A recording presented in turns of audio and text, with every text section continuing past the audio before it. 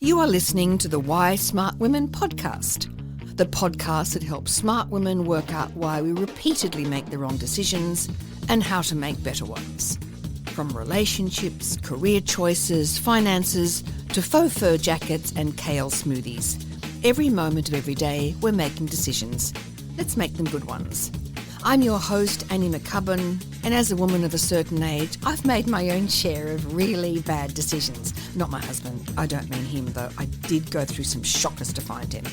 And I wish this podcast had been around to save me from myself. This podcast will give you insights into the working of your own brain, which will blow your mind. I acknowledge the traditional owners of the land on which I'm recording and you are listening on this day. Always was, always will be, Aboriginal land. Just going to start recording. Oh, so am I. Yeah, you'd better start recording. Are we recording? Yes, everyone is now recording. We are now recording, and hello, listeners. Here we are again. It's Kate and Annie in the car, podding in the car. We call it pod from car. Pod from car. It's not very imaginative because you remember, like, comedians in cars? Yeah, do you remember that? that is true. Pod from car, though, it's very descriptive. Pod from car. People won't be confused. Yeah, it's true. It is, in fact, what we're doing. And I just wanted to talk to you, Kate, about the fact I'd like to improve my looks. Do you have any ideas on how I could do that? I thought you were going to say to me, I want to talk to you about the fact that you're wearing a star sticker on your forehead, and I was going to say, it's because I'm looks maxing. Yeah. Oh, actually, you have got, you have got a star on your forehead. Yeah. And why? Well, I don't know that it is helping, but just to be perfectly honest. it's because I had a little pimple up there, and I thought, the best way not to draw attention to the Is fact to that put a big is red to star. put a big pink star. Yeah. So it's a star. So for people who aren't able to join us visually, it is I'd be lucky for you. like it is like yes, good choice. It's like a star that you might give on A child. in kindergarten if they did particularly good spelling work Or or no, a something. drawing. A drawing. good Yeah, drawing like of a it's like a giraffe. gold star, but mine's Yeah. pink, and it's actually a little colloidal. Oh, yeah, I know about these things. I see it in the back of buses. That's it. So it's a pimple patch, and my 18-year-old daughter gave it me because I have an Are unsightly you pimple. surprised, before we get on to our bigger topic, but are you surprised that at your age you would still get a pimple? Well, I'm actually not surprised because Right. I, as you know, am on testosterone, and testosterone does have the side effect of pimples. Why are you on testosterone? Well, Thanks for asking, Annie. Yeah, I know. Okay. So now, in Australia, it's only TGA listed for HSDD. What's that, you ask? Oh, hang on. What's HSDD, Kate? Thanks for asking. It's hypoactive sexual desire disorder. Oh, Yeah. So that is the TGA approval. So that's what the guideline, that's what it's for the, it's not in the what, menopause. hyperactive? Hypo, not hyper. Oh, hypo, as in Hypo. under. Under, as in Under. low libido. Thank you. But as we know, in menopause, all your hormones, your testosterone level is pretty much declining since it peaked when you were 25. Yeah, it's So depressing, isn't it? It is a bit depressing. Plummeting. And I am skinny and Yeah. struggle to lay down muscle. So it's got a whole bunch of other benefits, but the only reason in Australia the TGA has listed it is for hypoactive sexual desire disorder. So, but it's Did you have to say you had that? so my GP, which was who is amazing, Hmm. when I went in for my health check and we started on all the hormones, whatever, she actually just did a great history and, just basically said, Try this. well, she said, and what's your sex life and libido like? And I Oh, went, well, oh. yeah. And I went, I guess it's, Yeah. it's a job done. I can, Yeah. I can roster it in. It's Yeah, not, sure. it's not unpleasant. And, Yeah. But, I wouldn't say I was having. After dinner and before you book? Yeah, like Yeah. after the recycling, from Yeah, the, sure.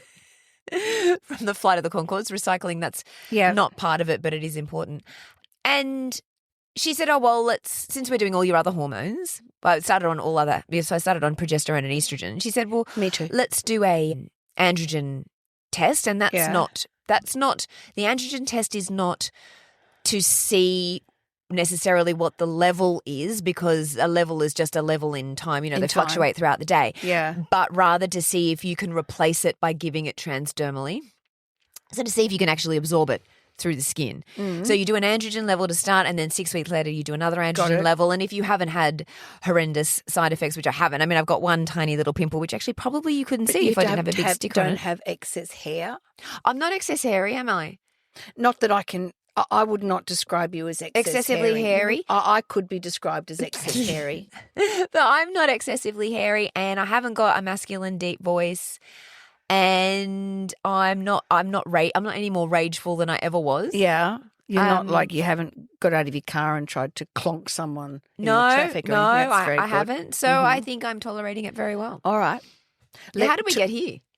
Oh, well, maybe that actually dovetails in quite nicely with our conversation today about maxing. See if you can make a really good, sensationally smooth segue.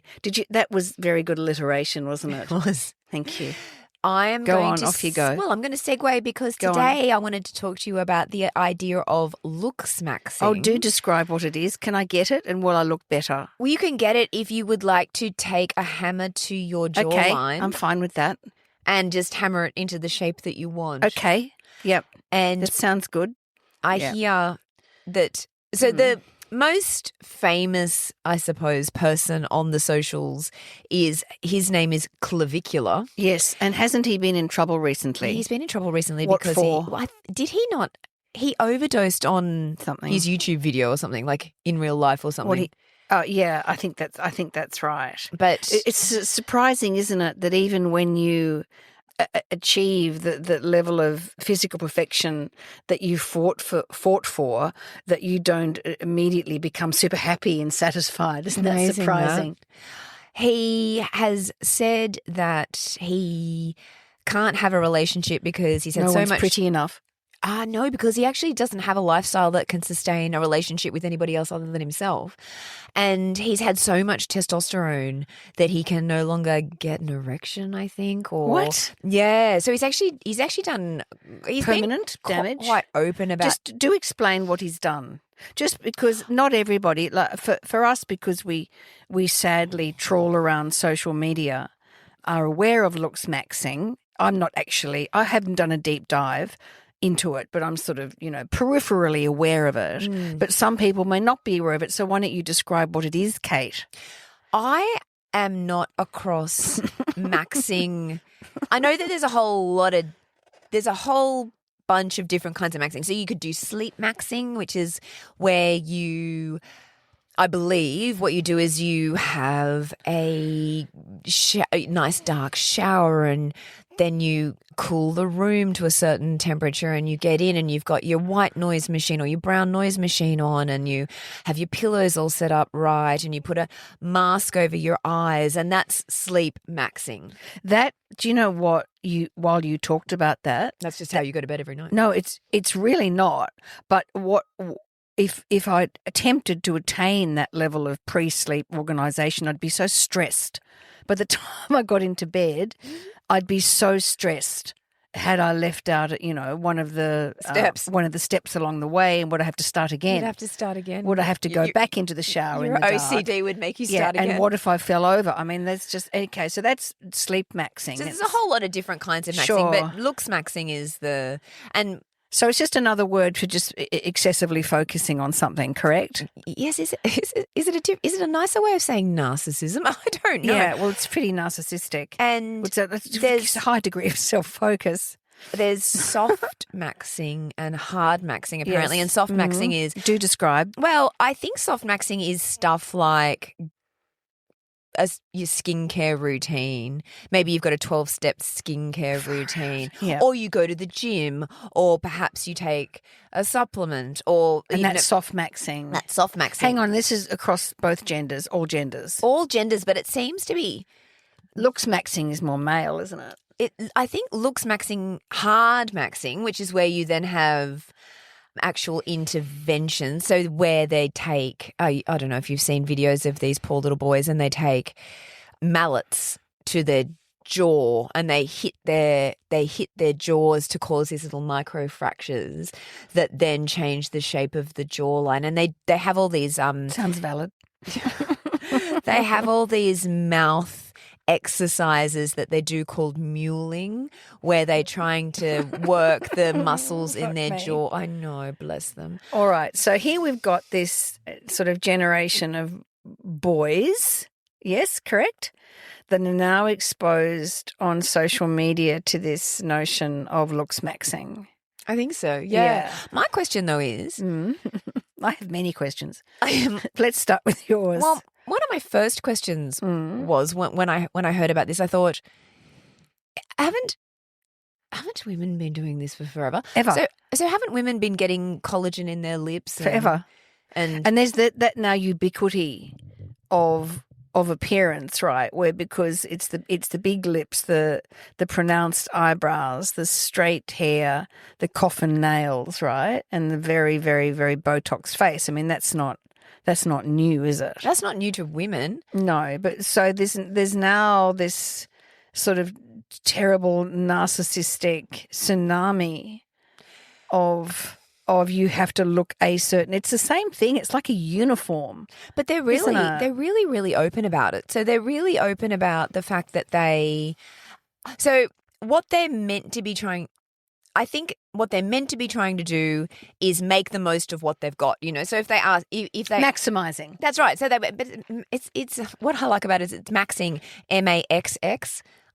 So every time I try to put it into anytime I try to type it, my spell checker changes it to maxing with just one X. Yeah, anyway. Of course it does because it hates it. It hates you. Yeah. Hates the idea. Yeah, but I hate the idea. But I guess I was thinking that if everybody who is trying to make the most out of what their mama gave them, they all end up looking a little bit the same, don't they? They all end up, yeah. It's not like anybody's gone, actually, I'm quite big boned and, maybe I've got quite big thighs or quite a big, I don't know. Yeah. But that's the way I am. So I'm going to maximize that. So I'm really going to work on my legs and I'm really going to. No, everybody just seems to want to be skinny. It's still like lean is king. Oh, lean is king. And as we well know, healthy and fit, strong is just code for thin. It's all just code. It's all code for lean. Code for lean. Well, it's thin. You've just got to be thin. And I mean, it's just so astonishingly banal, isn't it? Yeah. In that the complexity of what we can bring to the world as humans, right, is now sort of reduced to this very sort of highly specific, sort of devolved notion of this one look, right? Yeah. And it's just your look. So the idea of, your intellect and your sense of humor and your compassion and whatever it is that you're particularly interested in doing, and your sporting ability are all sidelined, and all it's about now is looks maxing. And as we know, looks last forever. That's what I've noticed as I've got older, that I still look amazing like I did when I was 20. Well, luckily for you, who's that German guy, Christian, he's a billionaire. He's the guy who was behind the idea of the enhanced games. He's a German billionaire. He owns a whole bunch of... I got nothing. Anyway, his name is, I could look him up. His name's Christian something, Christian something German. He was 21 when he was at university and he somehow started a pharmaceutical company with two of his professors. I'm not entirely sure how, and they ended up selling that pharmaceutical company to a larger pharmaceutical company for billions, loads and loads of money. So he became a millionaire at age 25, and so he's sort of gone on. But he's the one that was like, we'll do the advanced games, and instead of his whole argument behind that was, well, WADA, so the World Anti-Doping Agency, they've got a list that's banned. Yeah.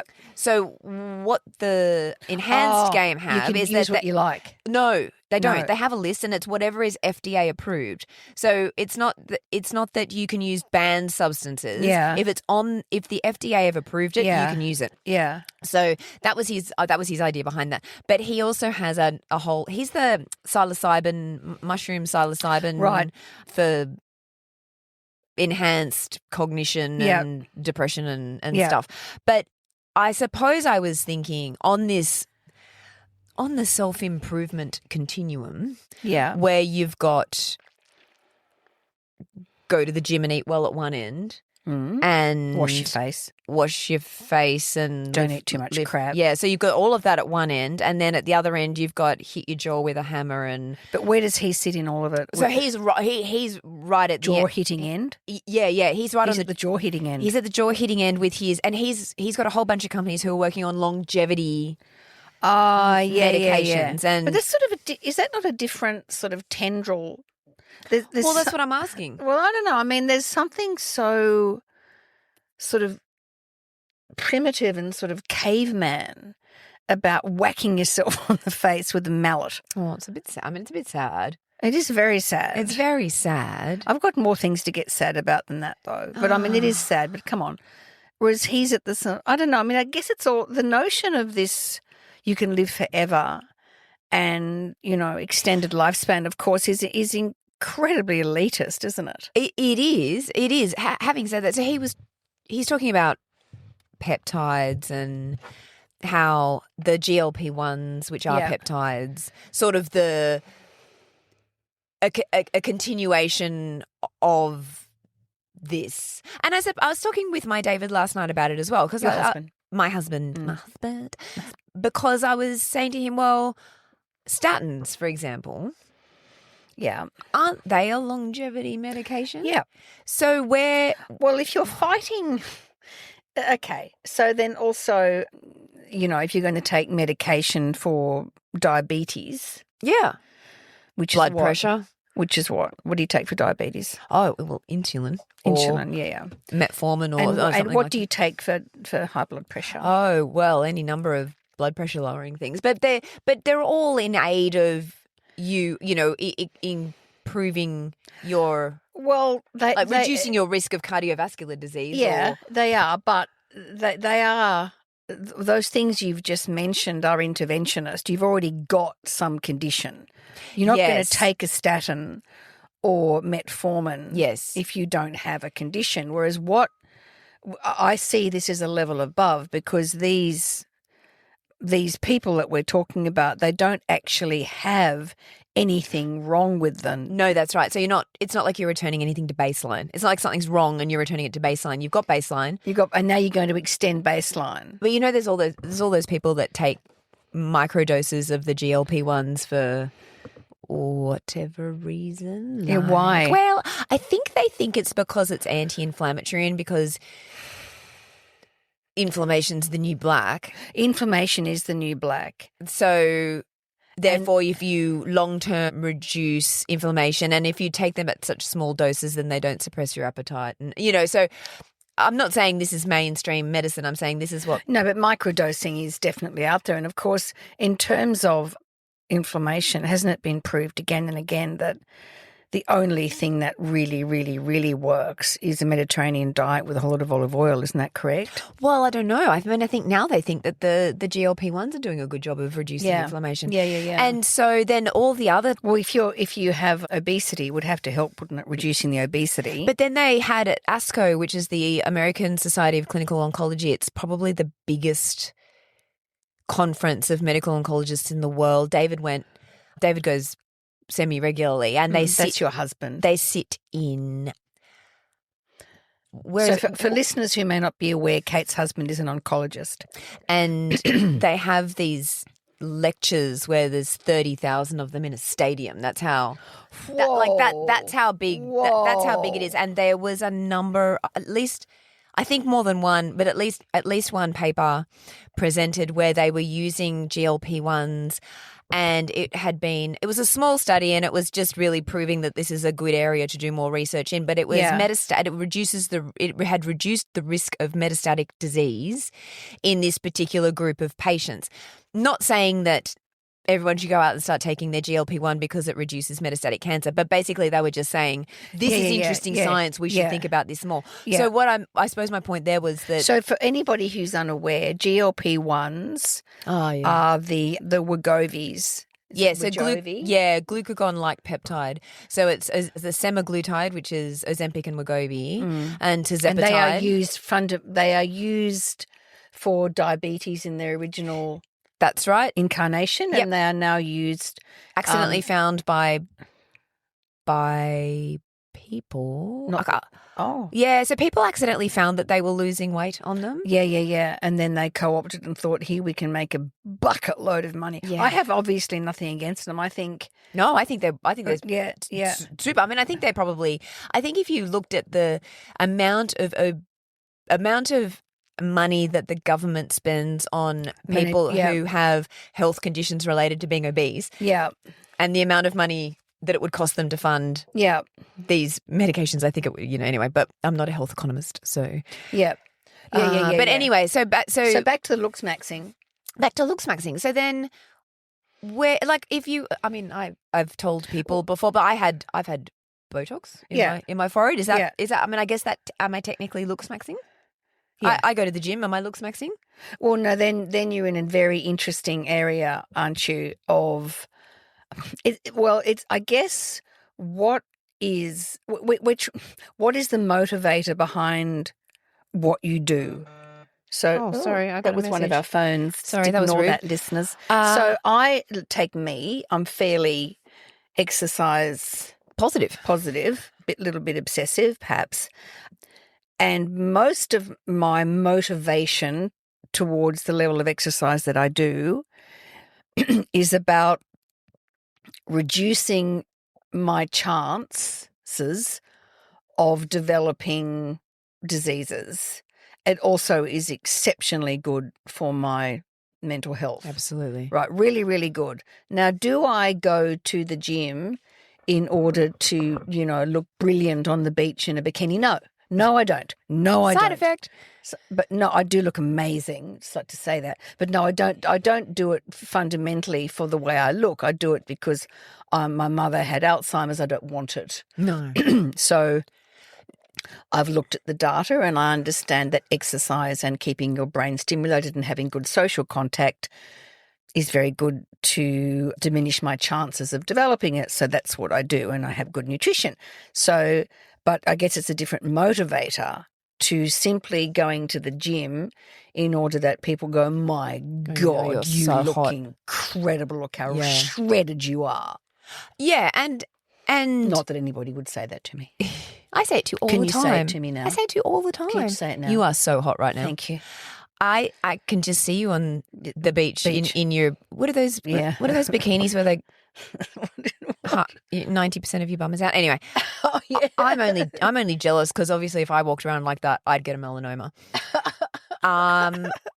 We are at an age where I'm also in it for the health span, aren't I? I mean, I'm in it to age well, not get osteoporosis, so not be a crumble when I'm 80, to be actually able to pick up my shopping and walk up the stairs when I'm older. Yeah. And also for the immediate benefit every day of the fact that, as you say, mental health wise, it's amazing.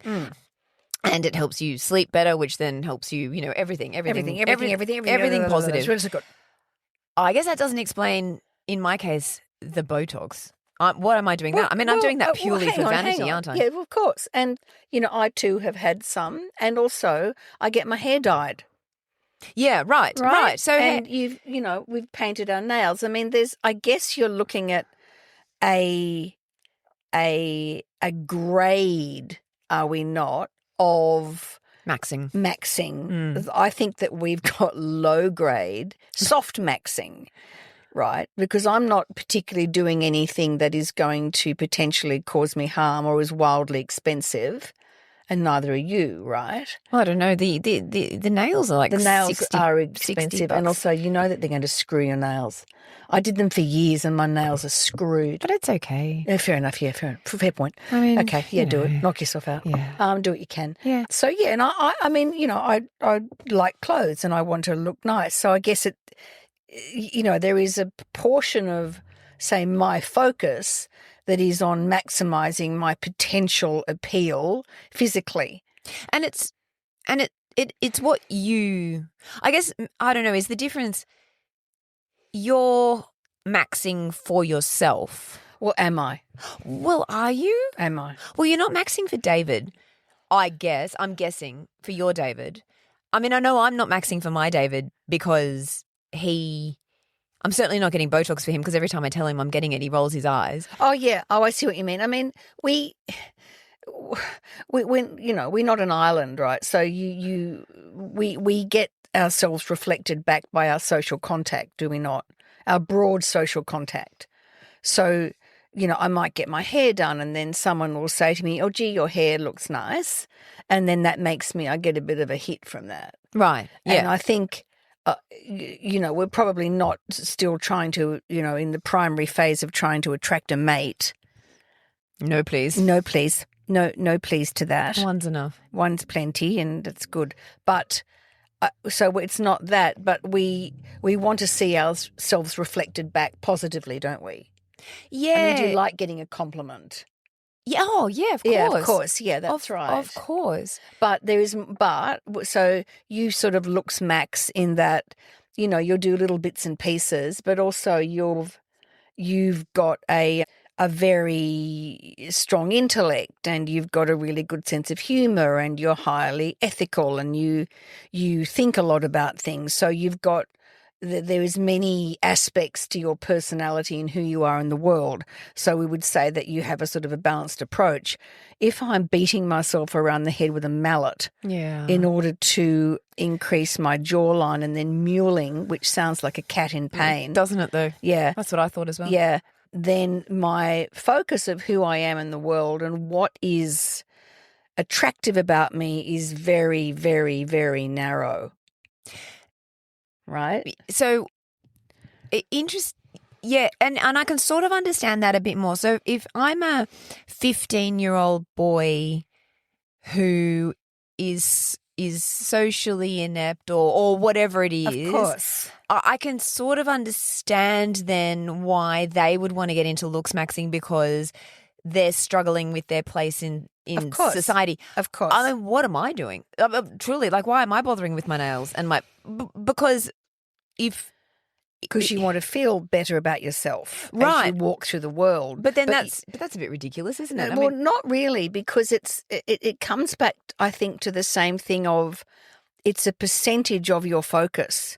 Yeah, okay. Right, it's a percentage. So there's a percentage of your focus where in order to fit into the context of your life, right, you need to look presentable, you need to feel attractive, and that makes you feel as if you can achieve more. I know I feel better about getting on with it or achieving something if I've groomed myself and I have a nice skirt on. I just feel better. Yeah. I go out with David. I don't, I'm not trying to attract him anymore as a mate because he's been stuck with me for over 30 years. Mm-hmm. But I'll put on a dress and I'll put on some makeup and I'll. Yeah, and he does similarly. He puts on his suit. So yeah, that's right. So why do we do that?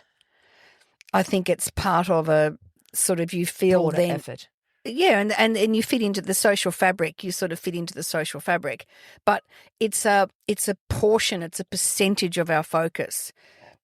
So, and I think I always remember saying to my daughter when she was in high school and talking about what she was going to do when she left, and I don't know, she had pimples or something. And I said to her, just remember that your looks are going to fade. They are ephemeral. Your intellect, until you're very, very old, is going to remain intact. Work on that. Yeah. I mean, that's very good advice, and also I imagine fell on deaf ears to the poor 17-year-old who was going to school with pimples. Well, no, she interestingly, and I think the same with your kids, has always had a strong driver to be, an intelligent person with a good career in the world, right? Yes. But what's happening with these kids that are being pulled into this looks maxing, these boys, this culture, and it's part of the Andrew Tate, isn't it? I don't know about that. I imagine because I like to blame him for lots of I things. like to blame him. But I personally haven't heard his name mentioned, but I Yeah. haven't also spent a very long time in this world because actually, honestly, I suppose I found it a tiny bit boring. And I just find it's just it is boring. Yeah. It's just like what's been happening to women, but now we're doing it to men. And Yeah. then there's that whole notion of we're back in the world of identity protective cognition where this is what my cohort is doing. If I want to fit in, if I want to be part of it, if I don't want to be expelled from this tribe, then I have to do it too. So you've got that broader context and also, to your point, the smaller one or the more individual context, which is I don't feel like I fit in, but now if I beat myself around the cheeks with a mallet, then I'm going to look better and then girls are going to fall for me. Oh, God, it's so stupid. I know it is. I mean, being And a what do we teenager do? is very hard. It's very difficult. Well, I don't know. Oh, what do we do? Raise resilient children? I don't know. I mean, I am always, when we have these conversations, just pathetically grateful that this isn't. None Me of too. this is my problem. Me too. So I haven't got a son who's beating his jaw with a mallet. I don't have a daughter who. Yep, same. Yeah. So I just think, oh, thank goodness. Well, I think then it's very, very tricky because you've got, the urge of the tribe, right? Yep. Pulling on their consciousness, and then you've got whatever they're being told at home. And I think it's very difficult for parents to have to sort of wage a war because it's a big war, isn't it? Well, it is. And also, I'm now just talking about the society that I know. So I don't know if this is applicable in other societies, but I imagine that it is. When there's such pressure for both parents to work full time to be able to afford things, then you either have. There's only a certain number of hours in the day, I suppose. I guess I was thinking when my children were when my children were lucky, when my children were younger. I mean, I worked full time when.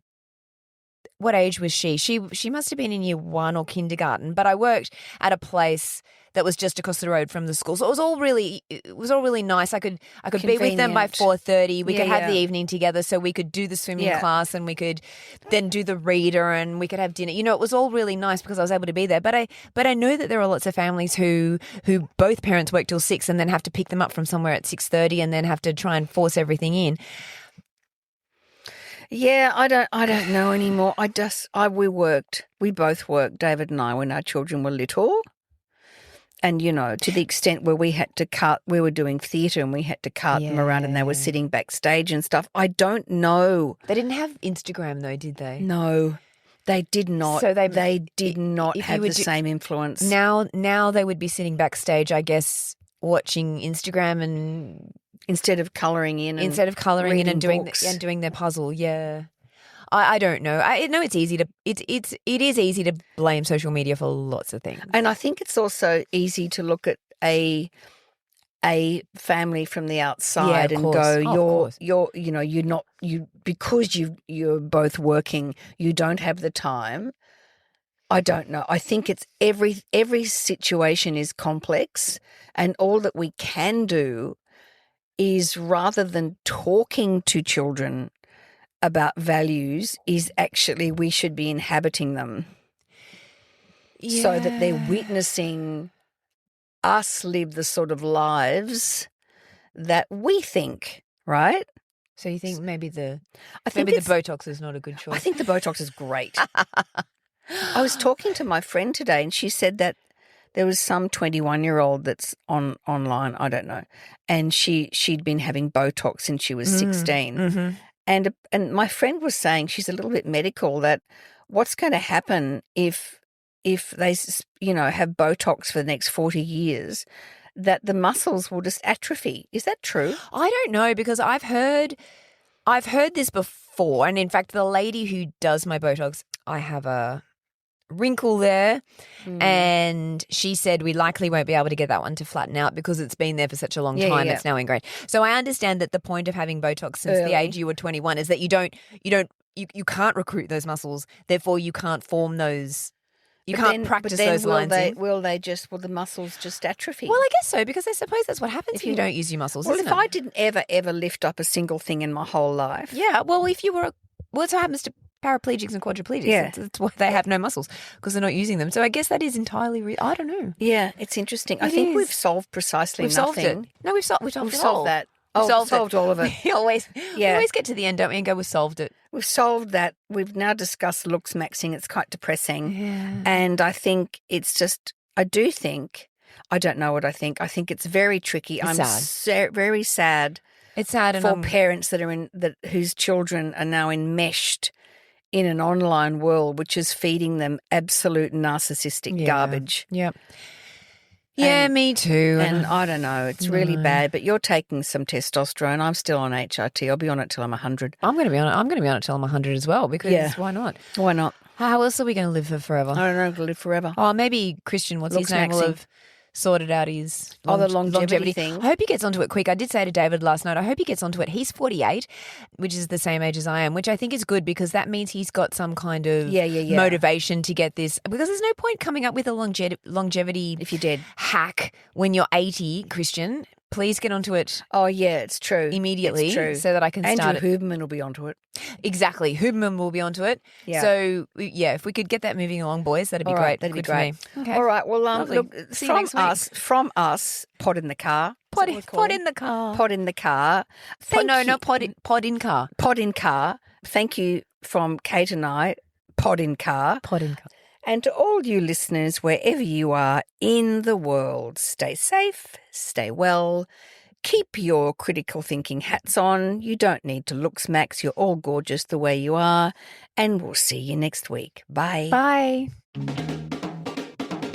Thanks for tuning into Why Smart Women with me, Annie McCubbin. I hope today's episode has ignited your curiosity and left you feeling inspired by my anti-motivational style. Join me next time as we continue to unravel the fascinating layers of our brains and develop ways to sort out the fact from the fiction and the over 6,000 thoughts we have in the course of every day. Remember, intelligence isn't enough.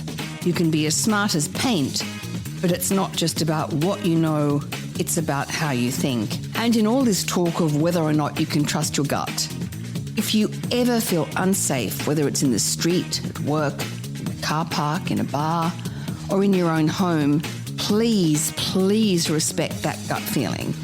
Staying safe needs to be our primary objective. We can build better lives, but we have to stay safe to do that. And don't forget to subscribe, rate and review the podcast and share it with your fellow smart women and allies. Together, we're hopefully reshaping the narrative around women and making better decisions. So until next time, stay sharp, stay savvy, and keep your critical thinking hat shiny. This is Annie McCubbin signing off from Why Smart Women. See you later. This episode was produced by Harrison Hess. It was executive produced and written by me, Annie McCubbin.